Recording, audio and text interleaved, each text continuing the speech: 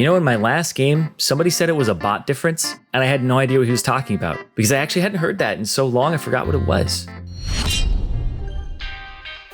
What's up, Summoners? Welcome back to another upcoming changes video. My name is Zyrene, and I'll be running you through the upcoming changes on patch 10.11. Bot laners were determined to be underperforming, so we're set to see a ton of buffs for them, which is pretty exciting if you're a marksman player. There are a ton of other important balance tweaks that we definitely need to go over, so make sure to stay tuned because we're covering them all right here.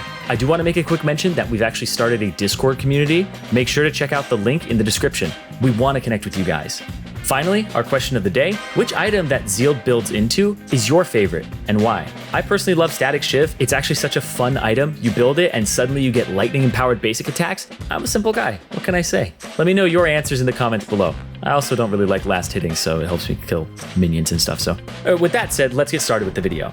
First up, I want to talk about all the skins that are being introduced this next patch. Joining Nautilus in his Astronaut skin line, we're going to see Astronaut Bard, Astronaut Gnar, and Astronaut Poppy enter the skin shop. These skins all feature several chromas as well, adding some variety and well-needed spice into our lives. These skins look absolutely incredible, and it's also looking like Astronaut Teemo and Astronautilus might also receive some new chromas as well. We're uncertain about this one though, so we'll make sure to keep you guys updated in our patch rundown next week. Next, let's talk about those balance changes we know you guys have all been anticipating. Yes, you guys heard that right, that bot laners are getting buffed. As always though, we want to run it down from top to bottom, so make sure you stay tuned. Luckily, aside from the bot lane changes, there aren't too many balance changes we need to cover, so we'll get to the juicy stuff pretty quickly. Beginning with systems, we have those huge 80 carry item buffs first. Zeal, as well as all other items it builds into, are receiving a 2% movement speed increase. Although this might sound rather insignificant, what this does is it allows anyone who builds those two items to move up one spot on the movement speed tier list. In other words, champions who would otherwise be 5 movement speed faster than a marksman or any champion that builds a Zeal item would rather now tie them in movement speed. This becomes a deal breaker during times where you're trying to chase down an enemy or continuously kite them. Because ultimately when it comes to movement speed in a fight, it all comes down to the difference in movement speed between you and your opponent. It's not the biggest change, but it's not a small one either. Melee champions that build these items like Yasuo will benefit heavily from these changes, especially as staying in range of a target is paramount when playing a melee champion. Now with that said, let's talk about the top lane. In the top lane, we have a single buff.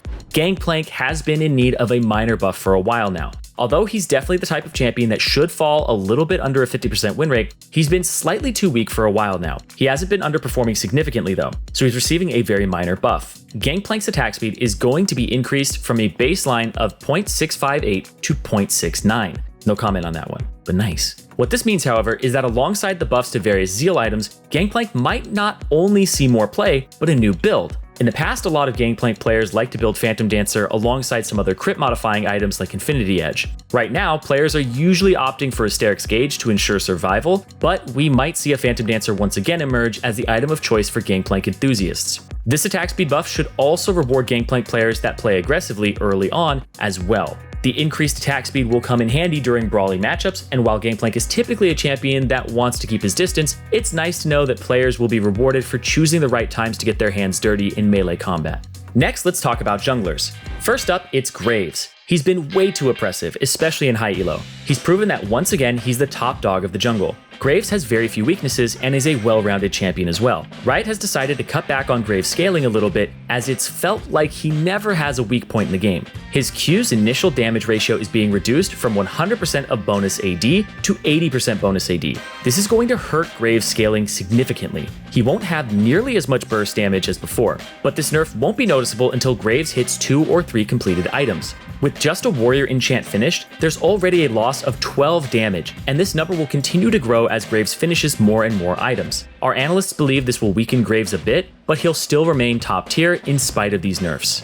Next up, we have some buffs in the jungle. The first is for Fiddlesticks, which is kind of surprising since he's actually doing really well. Let's face it, Fiddlesticks' gameplay is very different when comparing his pre-rework state to what we have now. Riot wants to add even more of a skill ceiling to this new iteration of Fiddlesticks, and thus his passive has received a buff. If you didn't already know, Fiddlesticks can stand still for a second and pretend to be one of his new effigies. The buff he's receiving is that now, if he's posing as an effigy, he's able to terrify enemies that are hit by his allies. This adds yet another layer of possible plays Fiddlesticks players can make. Throw Nico on on his team, and the mind games and tricks they can play together are going to be endless. As a result of this minor change, players are going to have to really double or even triple check that what they're walking into isn't the real Fiddlesticks.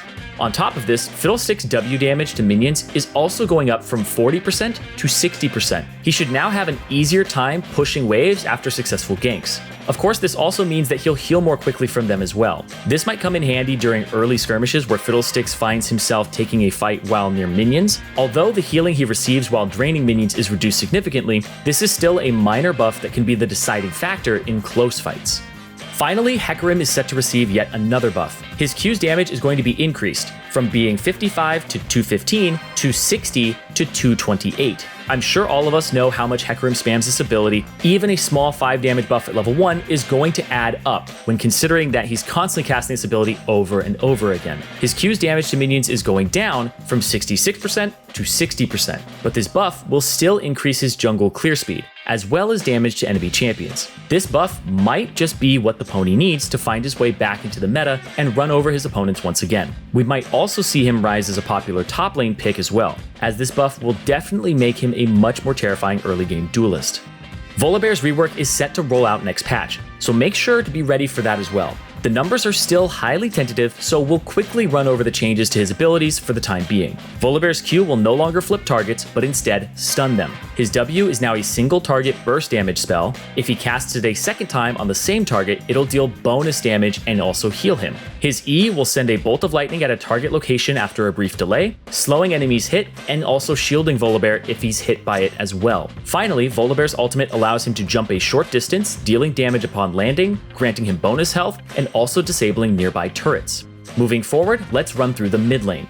First things first, let's talk about Talon. Once again, Talon has been way too strong in high elo and he needs another nerf. This time, his Q's mana cost is going up from 30 to 40, and the healing on it when it lands a kill is being decreased from 20 to 71 to 10 to 71. Early on, it lost 10 healing. This nerf is actually quite significant. Situationally, 10 healing actually keeps adding up, and depending on how often a player likes to last hit with their Q, this could change their early game plan altogether. Realistically, this could be as much as 100 to 200 health loss during the early laning phase, and the fact that the mana cost is going up as well means that you wouldn't have gotten as many casts off as you normally would have anyway. Potentially, this will force Talon players to take unfavorable recall timers or forfeit more farm early on in harder matchups. I like that his damage hasn't been touched, as this change incentivizes players to find picks that can hard counter Talon and shut him down. The alternative would be that Riot nerfs Talon too hard and suddenly he's unable to fight almost anyone. While a lot of players might be happier knowing that Talon isn't a viable pick, we should strive for a game where any pick is viable, and hopefully these nerfs are enough for players to begin using counter picks to deal with Talon. Next up is Syndra, who's also bound to receive a nerf. Her E's cooldown is being increased from being 16 to 12 seconds to 18 to 14 seconds. Overall, Syndra has been way too safe. She's an S tier pick and a favorite among high elo players because of how reliable she is, as well as how effectively she can fulfill her role as a zone controlling mage. It seems like for the most part that Riot is okay with where Syndra is. When any champion is too safe, however, too many players are going to default to them. By increasing the cooldown of Syndra's E, she's more prone to ganks and will have a harder time peeling for herself during teamfights. Syndra's damage will remain untouched, so we expect her to remain a powerful pick, but losing some safety is definitely going to take a toll on her win rate. While this next buff was likely targeted at Lux's role as support, it should actually help her out as a mid laner as well. After detonating her E on an opponent, it'll now slow opponents for even longer. Previously, it would only slow for a quarter of a second after detonating, but that number is going up a whole second. For support Lux players, this means that they'll be able to provide even more crowd control in teamfights. Mid lane Lux players will now have an easier time landing Q as a follow-up to her E, and at the same time, they can also use E to better peel for themselves. This buff gives Lux more safety as well as more impactful crowd control. She'll end up being a much more versatile pick as a result of this buff, and our analysts will have to see just how much of an impact this buff ends up having on her win rate. Now for the moment that you've all been waiting for. Let's run through the bot lane. Okay, first things first is HP buffs. Every bot lane marksman aside from Lucian, Kalista, Tristana, and Vayne are having their HP increased by 30, and their HP per level increased by 2. Unfortunately, this also excludes Corki and Quinn from the picture. Here's a quick list of the champions who are receiving those juicy buffs though. Aphelios, Ashe, Caitlyn, Draven, Ezreal, Jhin, Jinx, Caixa, Kog'Maw, Misfortune, Sivir, Twitch, Varus, and Xayah. You don't need to be a challenger to understand what these buffs do. Plain and simple, these buffs are buffs to the marksman role, and that's absolutely what's intended. They've felt a little bit too weak for a while now, and some added survivability should hopefully allow them to have more agency in their games. At the end of the day, this flat HP buff might appear fair and equal, but it actually really isn't. Champions like Kalista and Draven are going to feel a little weaker because their direct opponents are a little bit harder to kill. However, Draven specifically might feel stronger in 2v3 or 3v3 situations. Since he's already so strong in the early game, some added health will make him even harder to take down and instead give him more opportunities to turn extended fights into his favor. For the 4 champions that were specifically excluded from this buff, they actually received other changes to compensate. First up is Lucian. His passive second auto crit damage is going up from 75% of its value to 100%. As a champion who's already so strong during the early game, Riot has decided to put more power into his late game, which can feel lackluster at times. Unfortunately, this also means that top lane Lucian will also become a little bit stronger as Lucian's increased scaling isn't role specific. Maybe we'll even see mid Lucian more often as well.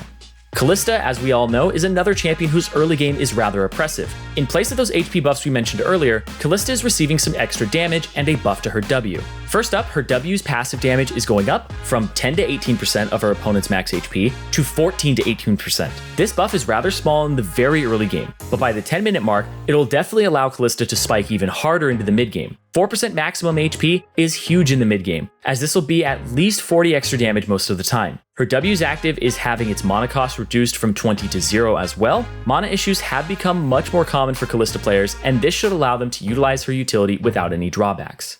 Next is Tristana. Her buff is short and simple. Her base attack speed is going up from 0.656 to 0.679. The longer the game goes, the more noticeable this buff will become. As Tristana's attack speed has gone up, she'll benefit even more from attack speed modifiers, including items, levels, and her Q. Finally, Vayne. Vayne is also receiving a different buff. Instead of base health, her Q's bonus AD ratio is going up from 50 to 70% to 60 to 80%. Of all the marksmen, it feels like Vayne received the smallest buff as she doesn't build too much AD to begin with. Instead, players opt for more attack speed to utilize Vayne's W as effectively as possible. This buff might push players to find more AD-centric builds to replace the current Blade of the Ruined King and Ginsu's on her. Caixa is actually the only marksman to receive 2 sets of buffs this patch. On top of the extra health that most marksmen received, Kai'Sa's Q and R are being buffed. Her Q's bonus AD ratio is being increased from 35% to 40%, while her R's cast range is being increased from 1500 to 2500 to 1500 to 3000. Caixa will definitely feel much stronger after receiving 2 sets of buffs in one patch, and we expect a ton of high elo players to start spamming her next patch. Finally, let's conclude with the support changes. With the Lux change out of the way, the only other support change left to cover is a nerf for Janna. Her W's damage is going down from 55 to 195 to 55 to 175. Thank the Lord, she was honestly so annoying to play against. Arcane Comet W Max Janna has been way too oppressive, and Riot has finally decided to take a stand against it. An enchanter focused on peeling her carries shouldn't feel as oppressive to lane against. Sure, some fancy footwork and outplays should reward Janna players, and it definitely still will, just not as much. This nerf is specifically aimed at Janna's oppressive level 9, where she can basically take lane priority by herself after a single sidestep to avoid an ability. Janna will still be a powerful pick because it's not like her defensive properties have taken a hit. She'll still provide an amazing amount of protection and utility for her team. That's going to wrap up our upcoming changes for patch 10.11. Thanks again for watching, and make sure to check out ProGuides.com as we have a bunch of resources aimed at helping you guys improve. We're always updating our content there, as well as here on our YouTube channel, so make sure you connect with us by subscribing. Until next time though, I wish you guys all the best of luck on the Rift. Have a good one.